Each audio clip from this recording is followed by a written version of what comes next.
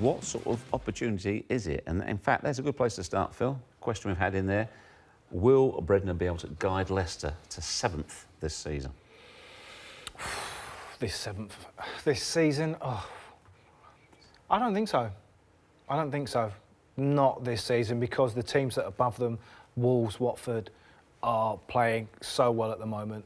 They know the structure. Brendan's going to come into Leicester. He's got a lot of young players to work with, try and stamp his style on it very, very quickly, but it takes time. I'm surprised you're that dismissive. It's only 5 points, the gap at the moment. But you have to look at how good Wolves are playing and how good Watford are playing as well. So you look at their fixtures and you're asking them to all of a sudden, after spectacular seasons, just to fall off. And their managers won't let them do that. And the players have got the bit between their teeth. So I think they're still going to be pushing. So I think it might just be not enough games for Brendan. What do you make of the timing of the appointment, Tim? Yeah, a little bit strange. You know, he's on the brink of a treble up there with Celtic, which is a fantastic club in its own right, massive, huge football club. Yeah, a bit surprised, because I think Leicester would have waited for... It's only 10 games to go. For Brendan. I don't think they've got any relegation fears. They could have put someone in there on temporary charge, and Brendan could have achieved a magnificent feat up there in Scotland and come down and manage them in the next season. Now, I think what he's gone in there for is to have a look and assess what he has. So he wanted to go there earlier.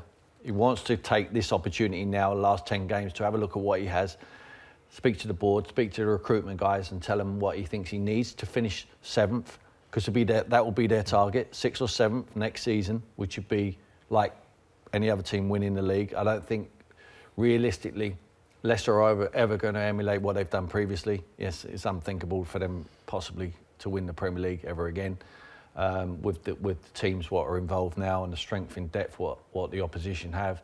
But I think maybe you talk about now, can he finish 7th now? If he was to take him into 7th, he's got puts a lot of pressure on him for next year, doesn't it? I know he's gone in there for only 10 games left, but it'd be hard to improve on that from the beginning of next season. If there is a team, though, to break into the top 6, have Leicester got as good a chance as any of the others, or do you see anybody ahead of them? Well, I think so, because of, you talk about why has he really gone there? It's the project. He's a great coach, Brendan Rodgers, and there's 9 of the first team squad are 22 or under, and that's the appeal, working with the younger players and pushing them onto another level. I think Everton next season will be looking to push. I think Everton will demand 7th because of the money that they've spent. Now, we're going past that. Who could break in top 6? What? Can that be broken, that stranglehold top 6? I don't think so. I don't think so. I think you've got to look at how tight this finish is going to be this season. And those teams, the Uniteds, the Arsenals, are going to be spending big in summer. I know Arsenal don't historically, but I think with a new manager, they're going to have to, because they don't want to be struggling and fighting for 4th spot. They want to be challenging for the Premier League title. So the top 6, again, in summer, all of them are going to recruit big. OK, I'll push you both again then. Who's top of the rest? Who do you think is favourite for 6th spot? This season? For 7th for next season. And who, if anybody, has a squeak of breaking into top 6, who would it be? Is that Leicester under Brendan? Because the owners of the football club, very supportive. They will spend money. They've made that clear, and he would have had those conversations as well. Yeah, possibly Leicester. You know, they'd have to spend, they'd have to go into the market and have to bring in some top players. I think defensively, possibly, they need to strengthen. Need to keep hold of their best players as well. Chilwell, Maddison. You know, Chilwell's, is widely speculation that Man City will be coming for him. If they do, it'd be very difficult to keep him. But I believe they've got some excellent players. So they've got a good base of work from. They've got a good manager now coming into going to implement his style on the game. He will know exactly what he needs over this period now of 10 games, and exactly what he needs for next year. He will send the recruitment guys out. The owners will back him.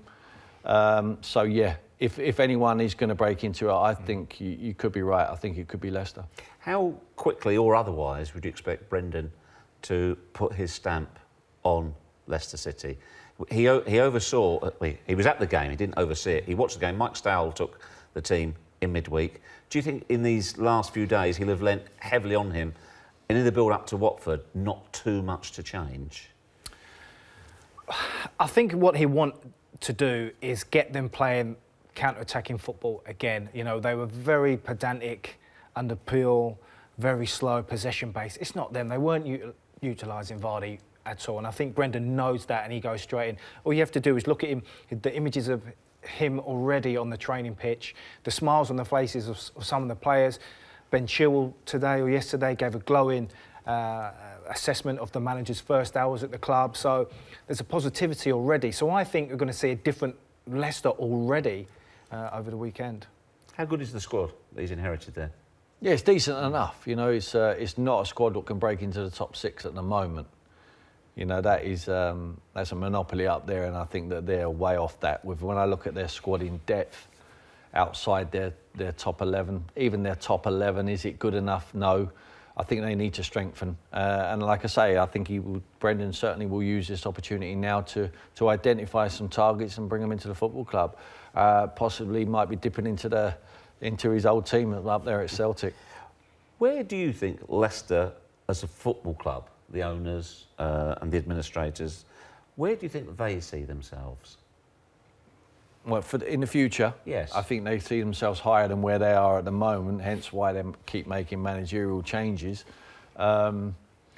And it's not all about money. I think I say it on this show many, many times. Sometimes it's about coaching and getting the best out of the team and having a structure and building something where you think you're progressive. And I think they've got the right manager to be able to do that. He's obviously going to need money and he's going to need time. It's very difficult to get both. I think at Leicester now, with the investment they've made with Brendan Rodgers and with the investment what they will make on recruiting players, I think they're going in the right direction. I think it's the correct way for them to go. I think it's the only way for them to try and break into that monopoly of the top 6. I mean, talking of going in the right direction, Phil, we must give a nod to the job that Javi Gracia has done at Watford. Yeah, brilliant. Looking at potentially highest ever finish in the Premier League this season.